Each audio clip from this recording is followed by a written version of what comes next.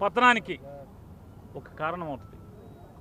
నాడు ఎన్టీ రామారావు పతనానికి వంగవీటి రంగా గారి మరణం కారణమైతే ఖచ్చితంగా వంశీకి ఏమన్నా అవనండి మీ కుట్రల వల్ల వంశీ మరణమే మీ ప్రభుత్వాన్ని బలికి పోతుంది, మీ బలి తీసుకుంటుందని కూడా మీకు హెచ్చరిక జారీ చేస్తూ, ఎంత దౌర్భాగ్యులంటే వీళ్ళు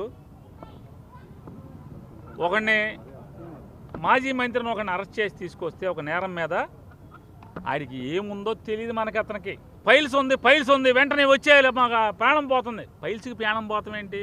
లబలబలు ఆడిపోయారు రాష్ట్రంలో ఉన్నటువంటి చంద్రబాబు దగ్గర నుంచి మొత్తం అంతా కూడా. ఫైల్స్కి తెచ్చి రమేష్ హాస్పిటల్లో వైద్యం కావాలంట. ఇతనికేమో ఊపిరాట్లేదు, ఊపిరితిత్తుల్లో సమస్య ఉందని చెప్పి చెప్పుకుంటా రోజు కోర్టు తీర్పు మీదకు రోజు రాత్రిపూట జైలు సెల్లులో ఆక్సిజన్ పెట్టుకునేటువంటి పరిస్థితి.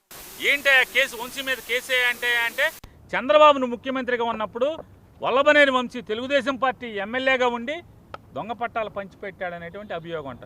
మరి ఆ ప్రభుత్వాన్ని నడిపినోడిని ముద్దాయి చేయిద్దా? అప్పుడున్న రెవెన్యూ మినిస్టర్ని ముద్దాయిని చేయిద్దా? తప్పుడు ప్రభుత్వం మీదే కదా.